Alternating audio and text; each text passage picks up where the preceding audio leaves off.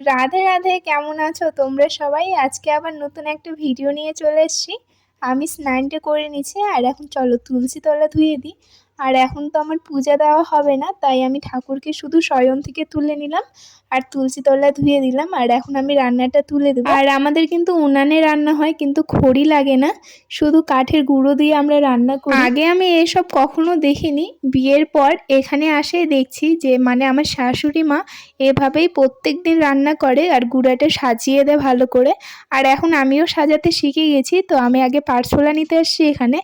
একবার জ্বালিয়ে দিলে কিন্তু আর জ্বালাতে হবে না, এটা দিয়েই তোমার ভাত তরকারি সব হয়ে যাবে। দাঁড়াও আগে উনানটা জ্বালিয়ে নিই, তারপর তোমাদেরকে ভালো করে দেখিয়ে দিব।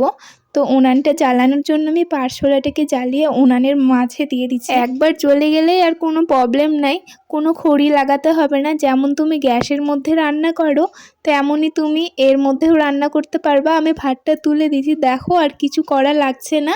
তো আমি এখানে চলে আসছি সবজিগুলো বানাতে। আর আজকে হচ্ছে বৃহস্পতিবার, বৃহস্পতিবারে আমাদের নিরামিষ হয়। তো আজকে সজনারই পাতলা করে একটা ঝোল করব, সজনা আলু টমেটো দিয়ে একটা ঝোল করলাম।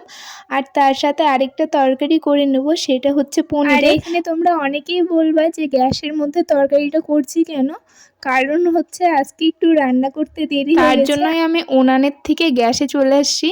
উনানের মধ্যে শুধু ভাতটা করলাম আর ওখানে আমাদের খুদের ভাত হচ্ছে, নাহলে রান্না করতে দেরি হয়ে যাবে খুদের ভাত, তো ওদেরও খাওয়া দাওয়া দেরি হয়ে যাবে, তার জন্য খুদের ভাতটা ওখানে হচ্ছে আর আমি গ্যাসের মধ্যেই তরকারিগুলো করলাম।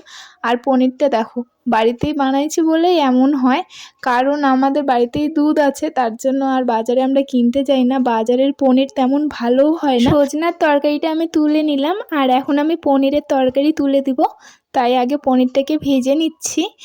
রান্না খাওয়া হয়ে গেছে আর এখন আমি মাথাটা ঘষলাম, কারণ একটাই যে সকালে দেরি হয়ে যাবে। সকালে কিন্তু স্নানটা আমার হয়ে গেছে, সকালবেলায় স্নানটা রান্না তুলে দিয়েছিলাম।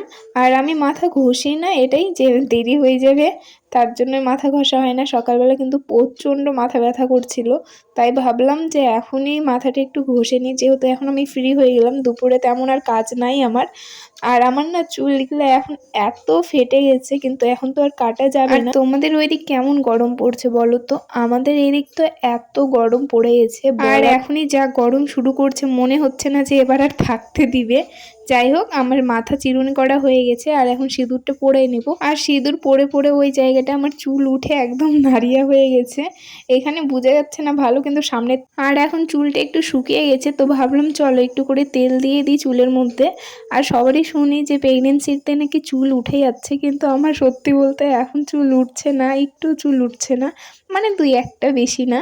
আর আগে না আমি চুলে তেল দিতে পারতাম না, চুলে তেল দিলেই মাথা ব্যথা করতো, কিন্তু এখন এমন অভ্যাস হয়ে গেছে চুলে তেল না দিলে মাথা ব্যথা করে। যাই হোক, এখন বাইরে আসছি। আর আমাদের না এবার প্রথম মানে লেবুর গাছে লেবু হয়েছে, তাই তোমাদেরকেও দেখানোর জন্য চলে আসছি। আর নতুন কিছু হলে না আনন্দটা একটু বেশিই লাগে। আর এখানে ছোট্ট ছোট্ট অনেকগুলো পাখি বসেছিল, কিন্তু আমি আসার কারণে সবাই এখান থেকে উড়ে চলে গেল। তো যাই হোক, আর এখন দেখো আমি তোমাদেরকে দেখাচ্ছি কত লেবু হয়েছে, কিন্তু এবার আমাদের প্রথম এই গাছটা কিন্তু আমরা কিনে আনিনি, মানে এই গাছটা আমাদের বীজ দিয়ে লাগানো হয়েছে, কোনো কিনে আনতে হয়নি আমাদেরকে।